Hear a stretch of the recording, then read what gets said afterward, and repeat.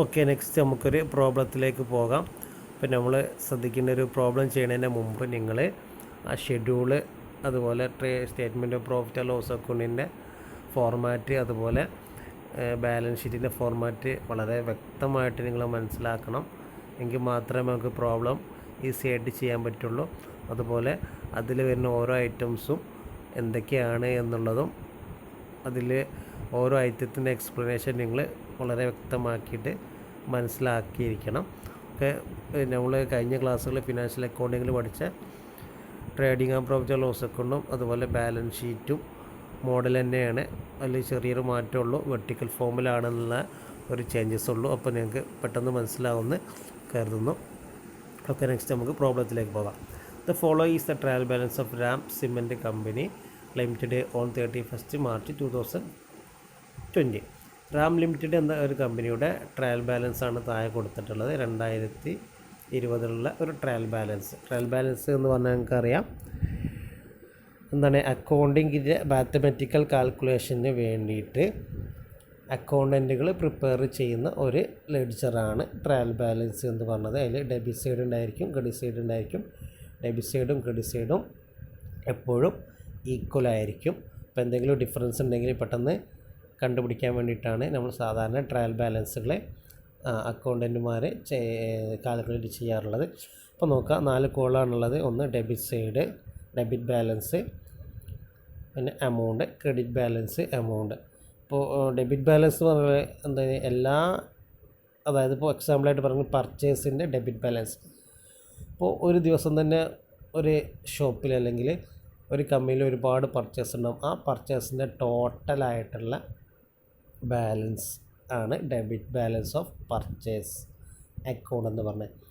ആ അക്കൗണ്ടിൻ്റെ എമൗണ്ടാണ് നമ്മളിവിടെ ഡെബിറ്റ് ബാലൻസ് ഓഫ് പർച്ചേസ് എന്ന് പറഞ്ഞാൽ നമ്മൾ എമൗണ്ട് കൊടുക്കുക. നമ്മൾ ക്വസ്റ്റ്യനിലേക്ക് തിരിച്ചു വരാം.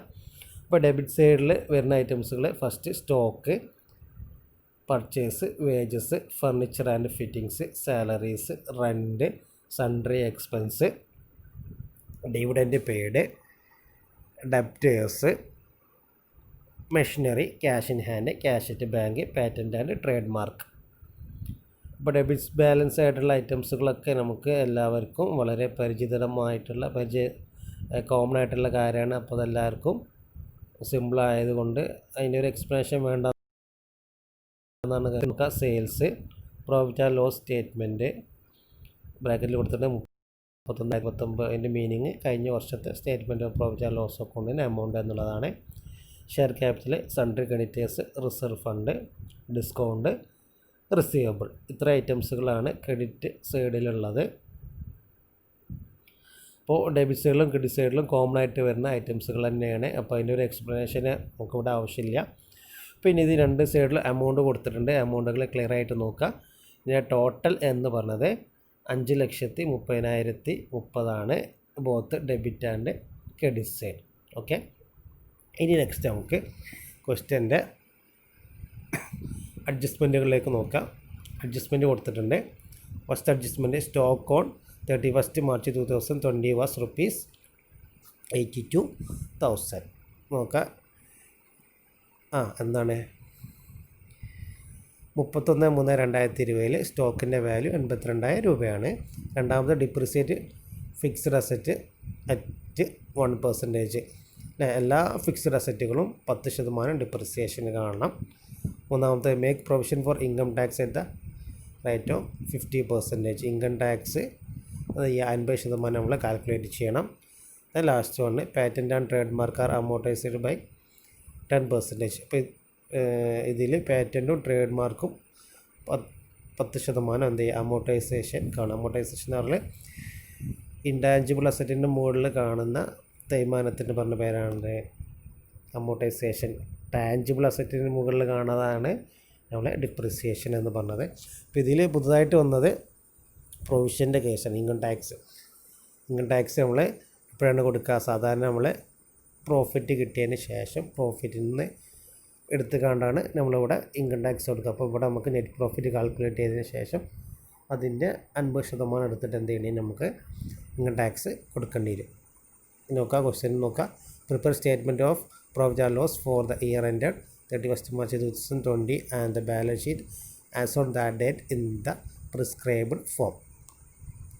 എന്താണ് 2020 എന്ത് ചെയ്യുക, നമ്മളെ റാം സിമൻറ്റ് എന്ന കമ്പനിയുടെ statement of profit and loss അക്കൗണ്ടും ബാലൻസ് ഷീറ്റും 2013 ഇന്ത്യൻ കമ്പനീസ് ആക്ട് പ്രകാരം എന്ത് ചെയ്യുക, പ്രിസ്ക്രൈബ്ഡ് ഫോമിൽ പ്രിപ്പയർ ചെയ്യാനാണ് നമ്മോട് പറഞ്ഞിട്ടുള്ളത്. അപ്പോൾ ക്വസ്റ്റ്യന് ജസ്റ്റ് ഒന്നും കൂടി നോക്കാം. ഇതാണ് ക്വസ്റ്റ്യന്. റാം സിമൻറ്റ് എന്ന കമ്പനിയുടെ ട്രയൽ ബാലൻസ് നമുക്ക് തന്നിട്ടുണ്ട്. അതിൻ്റെ താഴെ നമുക്ക് അഡ്ജസ്റ്റ്മെൻറ്റുകളും തന്നിട്ടുണ്ട്. ഈ അഡ്ജസ്റ്റ്മെൻറ്റുകളും നോക്കാം. സിമ്പിളായിട്ടുള്ള അഡ്ജസ്റ്റ്മെൻറ്റുകളാണ്. ഇങ്ങനെ ഒരു ക്വസ്റ്റ്യൻ കിട്ടിക്കഴിഞ്ഞാൽ നിങ്ങൾ ആദ്യമായിട്ട് ചെയ്യേണ്ടത്, ആൻസർ ചെയ്യുന്നതിന് മുമ്പ് നമുക്കറിയാം നമ്മളോട് പ്രിപ്പയർ ചെയ്യാൻ പറഞ്ഞിട്ടുള്ളത് എന്താണ്, statement of profit and loss അക്കൗണ്ടും ബാലൻസ് ഷീറ്റും. അപ്പോൾ നമ്മൾ എന്ത് ചെയ്യുക, statement of profit and loss അക്കൗണ്ടിൻ്റെ ആ ഫോർമാറ്റ് ഫസ്റ്റ് പേജിൽ വളരെ നീറ്റായിട്ട് നിങ്ങൾ വരച്ച് വെക്കുക. ഓരോ ഐറ്റംസും ഓരോ ഷെഡ്യൂളും ആ ഷെഡ്യൂളിൻ്റെ അണ്ടറിൽ വരുന്ന ഹെഡിങ്ങുകളും നിങ്ങൾ വളരെ വ്യക്തമായിട്ട് നിങ്ങൾ വരച്ച് വെക്കുക.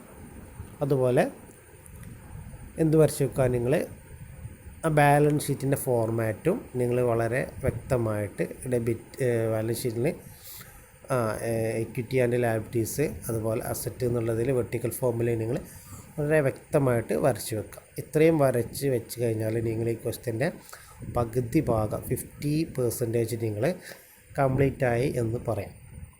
അതിന് ശേഷം നിങ്ങൾ എന്ത് ചെയ്താൽ മതി, ക്വസ്റ്റ്യനിലേക്ക് പോയാൽ മതി. എന്നിട്ട് ക്വസ്റ്റ്യനിൽ നോക്കിയിട്ട് നേരത്തെ നമ്മൾ പണ്ട് ചെയ്യാറുള്ള പോലെ തന്നെ എന്ത് ചെയ്യുക, ഒന്നാമതായിട്ടുള്ള സ്റ്റോക്ക് എടുക്കുക. ഈ സ്റ്റോക്ക് എവിടെ വരും, എന്ത് ചെയ്യുക, അവിടെ ജസ്റ്റ് ഒന്ന് മാർക്ക് ചെയ്യുക. പർച്ചേസ് എവിടെ വരും, വേജസ് എവിടെ വരും, ഫർണിച്ചർ ആൻഡ് ഫിറ്റിങ്സ് എവിടെ വരും, സാലറി എവിടെ വരും, അങ്ങനെ ഡിസ്കൗണ്ട് റിസീവബിൾ വരെ എവിടെ വരും എന്ന് എന്ത് ചെയ്യുക, പെൻസിൽ കൊണ്ട് മാർക്ക് ചെയ്യുക. എന്നിട്ട് നമ്മൾ എന്ത് ചെയ്യുക, ഓരോന്നിലേക്കും മാറ്റി എഴുതുമ്പോൾ നിങ്ങൾ ഡയറക്റ്റായിട്ട് എവിടേക്ക് എഴുതരുത്, ഡയറക്റ്റായിട്ട് നിങ്ങൾ ആ പ്രിസ്ക്രൈബ്ഡ് ഫോം നിങ്ങൾ വരച്ചിട്ടുണ്ടാവും അല്ലേ, statement of profit and loss അക്കൗണ്ടും ബാലൻസ് ഷീറ്റിൻ്റെ ഫോർമാറ്റും. അതിലേക്ക് ഡയറക്റ്റായിട്ട് എഴുതാതെ അതിന് റഫായിട്ട് എഴുതാൻ വേണ്ടിയിട്ട് നമ്മൾ എന്ത് ചെയ്യുക, ഒരു റഫ് കോളം തന്നെ നമ്മൾ ഉണ്ടാക്കും. അവിടെയാണ് നിങ്ങൾ കാൽക്കുലേഷനൊക്കെ എഴുതുന്നത്. ഫോർ എക്സാമ്പിൾ സിമ്പിളായിട്ട് പറയണമെങ്കിൽ ഇവിടെ മെഷീനറീൻ്റെ ഡിപ്രിസിയേഷൻ കാണാൻ പറഞ്ഞിട്ടുണ്ട് അല്ലേ. അപ്പോൾ 2 മെഷീനറി ഉണ്ടെന്ന് കരുതാം. ഇപ്പോൾ 2 മെഷീനറി, ഇപ്പോൾ ഒരു ലാൻഡ് ഉണ്ട്, അല്ലെങ്കിൽ ഒരു വെഹിക്കിളുണ്ട്, ഒരു ബിൽഡിംഗ് ഉണ്ടെന്ന് കരുതാം. അപ്പോൾ രണ്ടിനും ഡിപ്രിസിയേഷൻ കണ്ട്. അപ്പോൾ ഒന്നിൻ്റെ ഡിപ്രിസിയേഷൻ 5000 ആണ്, ഒന്നിൻ്റെ ഡിപ്രിസിയേഷൻ 10000 ആണ്.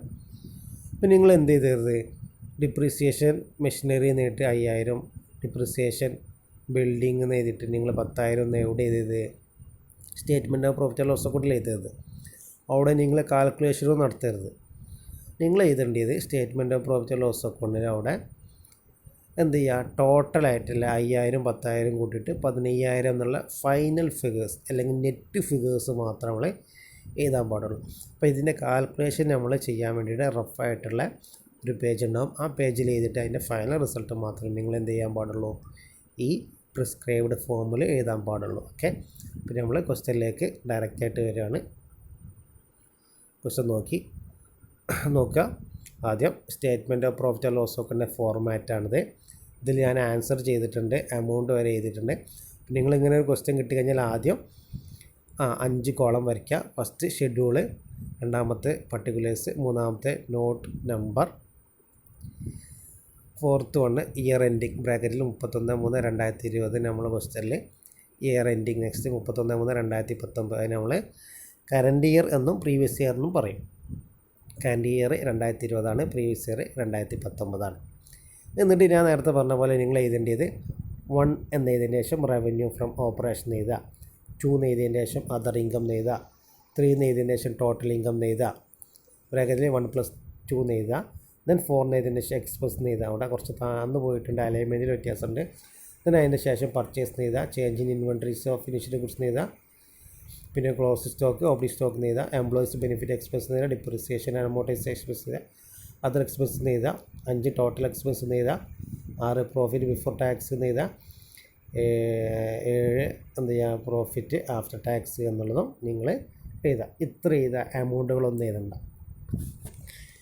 ഓക്കെ, അപ്പോൾ ഇത്ര എഴുതി കഴിഞ്ഞാൽ നിങ്ങൾ എന്ത് ചെയ്യുക, സ്റ്റേറ്റ്മെൻറ്റ് ഓഫ് പ്രോഫിറ്റ് ലോസ് അക്കൗണ്ടിൻ്റെ പകുതി പോർഷൻ കംപ്ലീറ്റ് ആയി. ഇനി എന്ത് ചെയ്യുക, ഓരോ ഐറ്റത്തിലേക്ക് വരാം. നമ്മൾ നേരത്തെ എവിടെ എഴുതിയിട്ടുണ്ടാവും, എവിടെ മാർക്ക് ചെയ്യാൻ ഉദ്ദേശിച്ചിട്ടുണ്ട്, നമ്മൾ ട്രയൽ ബാലൻസിൽ നമ്മളിവിടെ മാർക്ക് ചെയ്യണമെന്ന് പറഞ്ഞില്ലേ. അതിൽ ഫസ്റ്റ് വൺ നോക്കാം. ഫസ്റ്റ് ഇതിൽ ഏതാ വരിക, റവന്യൂ ഫ്രം ഓപ്പറേഷൻ. നമുക്കറിയാം ഒരു ബിസിനസ്സിൽ ഇമ്പോർട്ടൻ്റ് ആയിട്ട് റവന്യൂ വരുന്നത് ഒന്ന് സെയിൽസ് എന്നും രണ്ടാമത് സർവീസ് എന്നുമാണ്.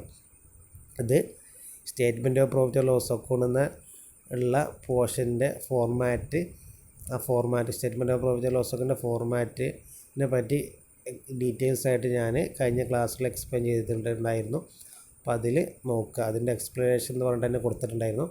അപ്പോൾ ഇവിടുത്തെ ക്വസ്റ്റ്യനിൽ നമുക്ക് റവന്യൂ ഫ്രം ഓപ്പറേഷൻ എന്നുള്ള സെയിൽസ് എന്നാണ് കിട്ടുന്നത്. ആ സെയിൽസിൻ്റെ എമൗണ്ട് എന്ത് ചെയ്യുക, 3,50,000 നമ്മൾ എഴുതുക. രണ്ടാമത് അതർ ഇൻകം ഡിസ്കൗണ്ടാണ്, ഡിസ്കൗണ്ട് 5,000 എഴുതുക. മൂന്നാമത് ടോട്ടൽ ഇൻകം 1+2, ഒന്നാമത്തെയും രണ്ടാമത്തെയും കൂടി ആഡ് ചെയ്താൽ 3,55,000 എന്ന് നമുക്ക് കിട്ടും. നാലാമതായിട്ട് നമുക്ക് എക്സ്പെൻസ് എന്ന് എഴുതുക, ഹെഡിങ് എഴുതിയിട്ടുണ്ടാവും. അതിൻ്റെ താഴെ പർച്ചേസ് എന്ന് എഴുതുക. പർച്ചേസ് 2,45,000 നമ്മൾ ക്വസ്റ്റ്യൻ എടുത്ത് തരുന്നു. Then change in inventory of finished goods. Change in inventory of finished goods എന്ന് പറഞ്ഞാൽ ഓപ്പണിംഗ് സ്റ്റോക്കും ക്ലോസിംഗ് സ്റ്റോക്കും തമ്മിലുള്ള ഡിഫറൻസ് ചെയ്ത് ഇവിടെ ക്ലോസിംഗ് സ്റ്റോക്ക് 82,000, ഓപ്പണിംഗ് സ്റ്റോക്ക് 75,000. 82,000 72,000 തമ്മിലുള്ള ഡിഫറൻസ്, അതായത് ഓപ്പണിംഗ് സ്റ്റോക്ക് എന്നാണ് ക്ലോസ് സ്റ്റോക്ക് ഓർക്കണേ. അപ്പോൾ എന്ത് ചെയ്യും, 7,000 കിട്ടുക. അത് ഡിഫറൻസാണ്. അതായത് നേരത്തെ കുറച്ച് മുമ്പ് പറഞ്ഞ ഇൻവെൻട്രീസ് എന്നുള്ള കേസിൽ പറഞ്ഞിരുന്നു അല്ലേ, ഓപ്പണിംഗ് സ്റ്റോക്ക് കൂടിയാലും ക്ലോസ് സ്റ്റോക്ക് കുറഞ്ഞാലൊക്കെ ഉള്ള അതിൻ്റെ എഫക്റ്റ് എങ്ങനെയാണ്, നെഗറ്റീവ് ഫിഗേഴ്സൊക്കെ എങ്ങനെ വരുമോ എന്നുള്ളത് പറഞ്ഞാൽ. അപ്പോൾ അതിവിടെ നമ്മൾ എന്ത് ചെയ്യുക, ഇവിടെ നെഗറ്റീവ് ഫിഗേഴ്സാണ് വരിക, അവിടെ 7,000 ഒന്ന് നെഗറ്റീവ് ഫിഗേഴ്സ് ആക്കി ചെയ്തു. നെക്സ്റ്റ് ഹെഡിങ് ആണ് എംപ്ലോയീസ് ബെനിഫിറ്റ് എക്സ്പെൻസ്. അതിൻ്റെ നേരെ 1 എന്നാണ് വരേണ്ടത്, അലൈൻമെൻറ്റ് ചേഞ്ച് ചെയ്താണ്. അപ്പോൾ നോക്കുക, employees benefit expense 1, not number 1. അവിടെ എംപ്ലോയീസിന് എന്തൊക്കെ ബെനിഫിറ്റുകൾ എക്സ്പെൻസുകളായിട്ട് കൊടുത്തിട്ടുണ്ട്, എക്സ്പെൻസായിട്ട് നമ്മൾ ട്രീറ്റ് ചെയ്തിട്ടുണ്ട് എന്നറിയാൻ വേണ്ടിയിട്ട് നമ്മൾ എന്ത് ചെയ്യുക, അതിൻ്റെ താഴെ നോട്ട് അക്കൗണ്ട്സ് എന്നുള്ള രീതിയിൽ നമ്മൾ എന്ത് ചെയ്യുക, ഒരു കോളം വരയ്ക്കുക. കോളം വരച്ച് കണ്ട് ജസ്റ്റ് ഈ ഫോർമാറ്റിന് എഴുതാം. നോട്ട് നമ്പറിന് എഴുതാം, പർട്ടിക്കുലേഴ്സ് കറണ്ട് ഇയർ പ്രീവിയസ് എന്ന് എഴുതുക. അവിടെ എംപ്ലോയീസ് ബെനിഫിറ്റ് എക്സ്പെൻസ് എന്ന് എഴുതിയതിൻ്റെ ശേഷം ബോർഡിൽ എഴുതിയിട്ടുണ്ട്. അതിൻ്റെ താഴെ വേജസ് 50,000, സാലറീസ് 7,500, അങ്ങനെ 57,500 ഉണ്ടാവും. അതാണ് എംപ്ലോയീസ് ബെനിഫിറ്റ് എക്സ്പെൻസിൻ്റെ നെറ്റ് ഫിഗേഴ്സ്. ആ എംപ്ലോയീസ് ബെനിഫിറ്റ് നെറ്റ് ഫിഗേഴ്സ് 57,000 എന്നുള്ളത് നമ്മൾ എന്ത് ചെയ്യണം, ഇവിടെ എംപ്ലോയീസ് ബെനിഫിറ്റ് എക്സ്പെൻസ് 1 എന്നുള്ള നേരെ 57,500 എന്ന് എഴുതുക. ഇത് രണ്ടാമത്തെ ഏതാണ്, ഡിപ്രീസിയേഷൻ ആൻഡ് അമോർട്ടൈസേഷൻ 2 എന്നാണ് കേട്ടോ ഇവിടെ. അതെന്ത് ചെയ്യാം, നമ്മളിവിടെ 2 എന്ന് എഴുതിയതിന് ശേഷം ഇവിടെ റഫാണ് ഡിപ്രീസിയേഷൻ അമോർട്ടൈസേഷൻ എഴുതുക. Depreciation on plant and machinery 2,900. എന്നാൽ depreciation on patent and trade mark 483. Depreciation furniture and fittings 1,500. അങ്ങനെ 3 കൂടി ആഡ് ചെയ്താൽ 5,083 നമുക്ക് നെറ്റ് ഫിഗർ കിട്ടും.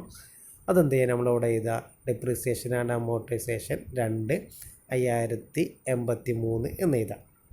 ഇത് മൂന്നാമത്തെ വരുന്നത് അതർ എക്സ്പെൻസിൽ എന്തൊക്കെ ഐറ്റംസ് വരുന്നുണ്ട് നമുക്ക് നോക്കാം. അതർ എക്സ്പെൻസിൽ റെൻറ്റ് എന്ത് ചെയ്യുക, 4,950. സൺഡ്രി എക്സ്പെൻസ് 7,050 ആഡ് ചെയ്താൽ നെറ്റായിട്ട് 12,000 കിട്ടും. അലൈൻമെൻറ്റിൽ ചെറിയ ചേഞ്ച് ഉണ്ട്, നിങ്ങളതൊന്ന് നോക്കുക.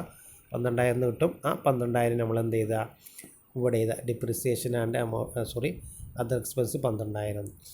അങ്ങനെ നമുക്ക് എന്ത് ചെയ്യും, എന്ത് കിട്ടി, 4ൻ്റെത് ടോട്ടൽ കിട്ടി. അപ്പോൾ ടോട്ടൽ എന്ത് ചെയ്യുക, 4ൻ്റെ ടോട്ടൽ നമ്മൾ എന്ത് ചെയ്യുക, ഇവിടെ എഴുതാം. ടോട്ടൽ എഴുതിയതിൻ്റെ ശേഷം ടോട്ടൽ എക്സ്പെൻസ് എത്ര, 33,12,583. നെക്സ്റ്റ് നമുക്ക് പ്രോഫിറ്റ് ബിഫോർ ടാക്സിൻ്റെ ഇക്വേഷൻ എന്ന് പറഞ്ഞാൽ 3-ന്ന് 4 കുറയ്ക്കുക. 3 എന്ന് പറഞ്ഞാൽ ഇവിടെ എന്താണ്, ടോട്ടൽ ഇൻകത്തുനിന്ന് ടോട്ടൽ എക്സ്പെൻസ് കുറച്ചാൽ കിട്ടുന്നതാണ് നമുക്ക് പ്രോഫിറ്റ് എന്നുള്ളത് അല്ലേ. ഫോർ എക്സാമ്പിൾ എനിക്ക് 100 രൂപ ഇൻകം ഉണ്ട്, ഒരു 80 രൂപ എക്സ്പെൻസും ഉണ്ട് അല്ലേ. അപ്പോൾ എന്ത് ചെയ്യുക, 100 രൂപയിൽ നിന്ന് 80 രൂപ കുറച്ച് കഴിഞ്ഞാൽ കിട്ടുന്ന ബാക്കി 20 രൂപയാണ് എൻ്റെ പ്രോഫിറ്റ്. അതാണ് ഇവിടെ പറഞ്ഞത്. 3 എന്നുള്ളത് ടോട്ടൽ ഇൻകം ആയിട്ടുള്ള 3,55,000 ടോട്ടൽ എക്സ്പെൻസ് ആയിട്ടുള്ള 3,12,583 കുറച്ച് കഴിഞ്ഞാൽ നമുക്ക് എന്ത് കിട്ടും, പ്രോഫിറ്റ് ബിഫോർ ടാക്സ് എന്നുള്ളത് കിട്ടും. 42,417 എന്ന് കിട്ടും. ഇവിടെ അലൈൻമെൻറ്റ് മാറ്റുണ്ട്, അപ്പോൾ നിങ്ങൾ ശ്രദ്ധിക്കുക. അതാണ് നമ്മൾ എന്ത് ടോട്ടൽ പ്രോഫിറ്റ്. ഇനി നമ്മളോട് പറഞ്ഞിട്ടുണ്ട് ഇതിൻ്റെ 50% നമ്മൾ എന്ത് ചെയ്യുക, ടാക്സായിട്ട് കൊടുക്കണമെന്ന്.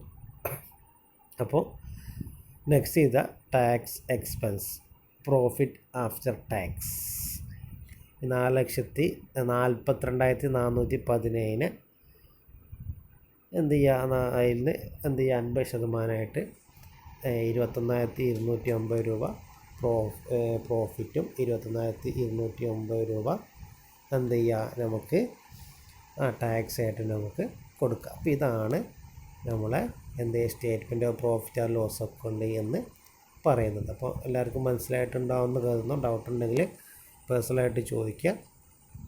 ഒന്നുമില്ല, നിങ്ങൾ ആദ്യം അതിൻ്റെ ഫോർമാറ്റ് എഴുതുക.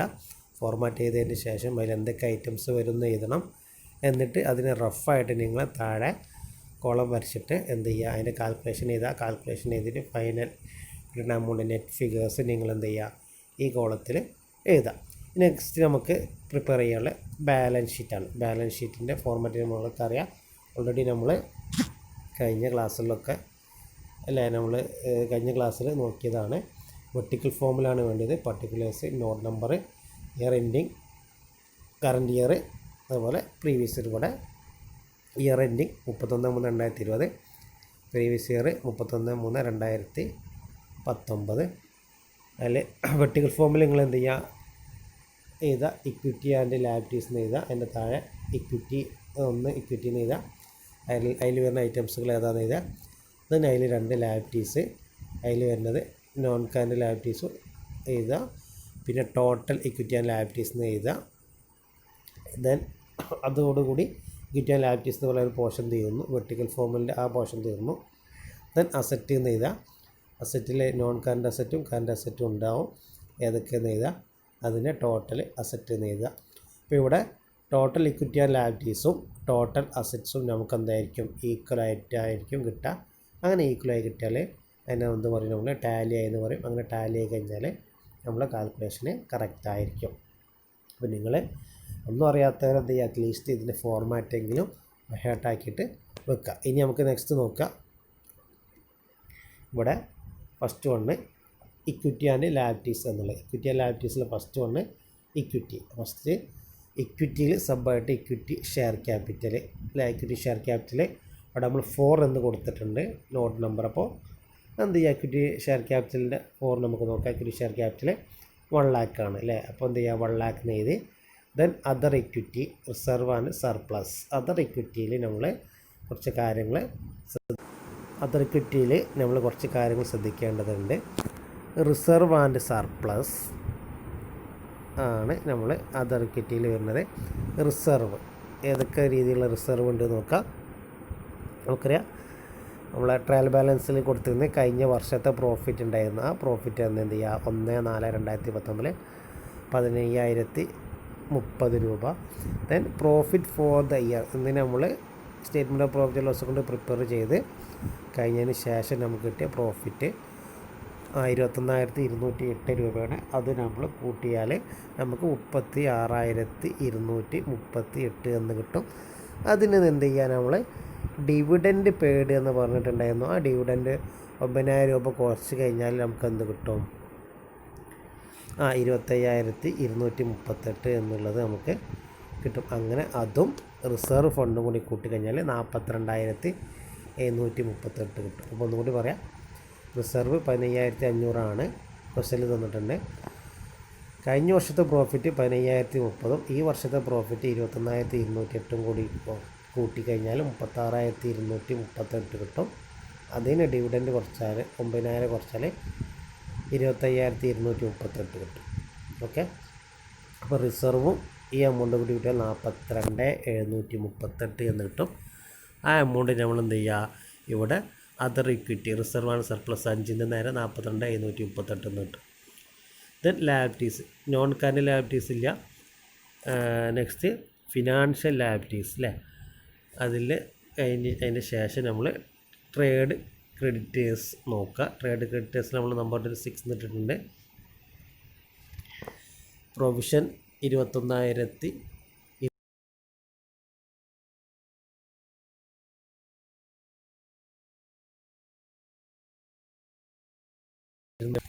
ഒന്നുകൂടി നോക്കാം. ഇക്വിറ്റി ഷെയർ ക്യാപിറ്റൽ ക്വസ്റ്റിൽ കൊടുത്തിട്ടുണ്ട്, അത് ഡയറക്റ്റ് ആയിട്ട് ചെയ്താൽ other equity reserve and surplus എന്ത് ചെയ്യുക, കഴിഞ്ഞ വർഷത്തെ പ്രോഫിറ്റും ഈ വർഷത്തെ പ്രോഫിറ്റും അതിനെന്ത് ചെയ്യുക, ഡിവിഡൻഡ് കുറച്ചിട്ടുള്ള കിട്ടുന്നത് എമൗണ്ട്, അതിനോട് കൂടി റിസർവും കൂടി കൂട്ടിയാൽ ഉള്ള എമൗണ്ട് കിട്ടും. പിന്നെ വേറെ അതിൽ ഐറ്റംസ് ഒന്നും വരുന്നില്ല. ദെൻ ക്രെഡിറ്റേഴ്സിൻ്റെ എമൗണ്ട് വരുന്നുണ്ട്, ആ ക്രെഡിറ്റേഴ്സിൻ്റെ എമൗണ്ട് നമ്മൾ ചെയ്താൽ, പിന്നെ അതുപോലെ പ്രൊവിഷൻ്റെ എമൗണ്ട് ക്വസ്റ്റിൽ തന്നിട്ടുണ്ട്, ആ എമൗണ്ട് കൂടി ആഡ് ചെയ്യുക. അങ്ങനെ ആ എമൗണ്ട് കൂടി ആഡ് ചെയ്താൽ ടോട്ടൽ 1,81,447 എന്ന് എവിടെ കിട്ടും, ഇക്വിറ്റി ആൻഡ് ലാബിലിറ്റീസിൻ്റെ ടോട്ടലായിട്ട് കിട്ടും. ഇനി അസറ്റ് സൈഡിൽ ഏതൊക്കെ ഐറ്റംസ് ഉണ്ടെന്ന് നോക്കാം. ഫസ്റ്റ് PPT, നമ്മൾ പ്രോപ്പർട്ടി പ്ലാന്റ് ആൻഡ് എക്യുപ്മെൻറ്റ്സ് എന്നുള്ള ഷോർട്ട് ഫോമായിട്ട് നമ്മൾ PPT എന്നാണ് പറയാറുള്ളത്. അതിൻ്റെ കാൽക്കുലേഷന് 7 ഉണ്ട്. 7ലേക്ക് നോക്കാം. 7ന് കൊടുത്തിട്ടുണ്ട് PPT property plant and equipments. Plant and machinery നമുക്കറിയാം 29,000 ഉണ്ട്. അതിന് ഡിപ്രിസിയേഷൻ 2,900 കുറച്ച് കഴിഞ്ഞാൽ 26,100 കിട്ടും. ഫർണിച്ചർ ആൻഡ് ഫിറ്റിങ്സ് 15,000 ഉണ്ട്. അതിൻ്റെ 10% 1,800 കുറച്ചാൽ 15,400 കിട്ടും. അങ്ങനെ ടോട്ടൽ ഡിപ്രിസിയേഷന് 26,100, 15,300 ടോട്ടൽ നമുക്കത് 41,100 എന്ന് കിട്ടും. ഈ ഡാർക്ക് ബോൾഡ് ചെയ്ത് നോക്കട്ടെ. അപ്പോൾ ഏഴാമത്തേൻ്റെ പ്രോപ്പർട്ടി പ്ലാന്റ് ആൻഡ് മെഷീനറിൻ്റെത് എത്ര കിട്ടും, 41,400 കിട്ടും. Then other intangible assets next heading ആണ് എട്ടാമത്തത് നോക്കുക. Other intangible asset patent and trade mark 4,830 ഉണ്ടായിരുന്നു. അതിന് ലെസ് ഡിപ്രിസിയേഷൻ, നമ്മൾ അമോർട്ടൈസേഷൻ എന്ന് പറഞ്ഞില്ലേ 10%, അത് 483 കുറച്ചാൽ 4,347 കിട്ടും. അപ്പോൾ എട്ടാമത്തിൻ്റെ നേരെ നമ്മൾ എന്ത് ചെയ്ത് അതർ ഇൻടാഞ്ചിബിൾ അസറ്റ് 4,347 എഴുതി. Next current asset inventories close സ്റ്റോക്കാണ്, ഒന്നും ചെയ്യാനില്ല. ഇൻവെൻട്രീസ് ക്ലോസ് സ്റ്റോക്ക് നമ്മൾ 82,000 ഡയറക്റ്റായിട്ട് എഴുതി. ദെൻ ഫിനാൻഷ്യൽ അസറ്റിൽ ട്രേഡ് റിസീവബിൾ 37,500 ആണ്. ട്രേഡ് റിസീവബിൾ നോക്കാം. ഡെപ്റ്റേഴ്സ് ഇവിടെ ഡെപ്റ്റൊന്നും ഇല്ലാത്തതുകൊണ്ട് നമുക്ക് ഡയറക്റ്റ് ആയിട്ട് ചെയ്താൽ ഡെപ്റ്റേഴ്സ് 37,500 എഴുതി. ഡെപ്റ്റേഴ്സ് 37,500 നമ്മൾ എഴുതി. Then next cash and cash equivalent, ഇവിടെ ഐറ്റംസ് ഒന്നുമില്ല. ക്യാഷ് ഇൻ ഹാൻഡും ക്യാഷ് അറ്റ് ബാങ്കിലും ക്യാഷ് ഇൻ ഹാൻഡിൽ 10,200, ക്യാഷ് അറ്റ് ബാങ്കിൽ 6,000 ഉണ്ട്. അങ്ങനെ 16,200 എന്ന് നമുക്ക് കിട്ടി. അതെന്ത് ചെയ്യാൻ നമ്മൾ ഡയറക്റ്റായിട്ട് എഴുതി. അപ്പോൾ ഇതിൻ്റെ അസറ്റ് സൈഡ് ടോട്ടൽ നോക്കി കഴിഞ്ഞാൽ ആഡ് ചെയ്ത് കഴിഞ്ഞിട്ടാണെങ്കിൽ 1,81,477 കിട്ടുക. അങ്ങനെ ടോട്ടൽ അസറ്റ് 1,81,477 കിട്ടും. അതുപോലെ total equity and liabilities 1,81,477, total asset 1,81,477 കിട്ടും. അങ്ങനെ ഇത് രണ്ടും ടാലി ആയിരിക്കും ഉണ്ടാവുക. അപ്പോൾ നിങ്ങൾ ശ്രദ്ധിക്കേണ്ട ഒരു കേസ് ഒന്നുകൂടി പറയുകയാണ്, നിങ്ങൾ നിർബന്ധമായിട്ട് ഫോർമാറ്റ് വളരെ വ്യക്തമായിട്ട് എഴുതുക. അതിലുള്ള എമൗണ്ടും കാൽക്കുലേഷനും വേണ്ടിയിട്ട് നിങ്ങൾ സെപ്പറേറ്റ് ഒരു column statement of profit and ലോസിന് താഴെയും ബാലൻസ് ഷീറ്റിന് താഴെ നിങ്ങൾ പ്രിപ്പയർ ചെയ്തിട്ട് ഫൈനൽ എമൗണ്ട് മാത്രമേ നിങ്ങൾ എന്ത് ചെയ്യാൻ പാടുള്ളൂ, ഈ 2 ഫോമുലേക്ക് എഴുതാൻ പാടുള്ളൂ. അപ്പോഴതിൻ്റെ ഒരു വ്യക്തത നമുക്ക് വളരെ ക്ലാരിറ്റി നമുക്ക് ഉണ്ടാവുള്ളൂ. അതിൻ്റെ എക്സ്പ്ലനേഷനായിട്ടാണ് നമ്മൾ എന്ത് ചെയ്യുന്നത്, നോട്ട്സ് എഴുതേണ്ടത്. ഓക്കെ, പ്രോബ്ലം മനസ്സിലായിട്ടുണ്ടാകുന്ന വരുന്നു. എന്തെങ്കിലും ഡൗട്ട്സും കാര്യങ്ങളും ഉണ്ടെങ്കിൽ ഡയറക്റ്റായിട്ട് ചോദിക്കാം. Thank you.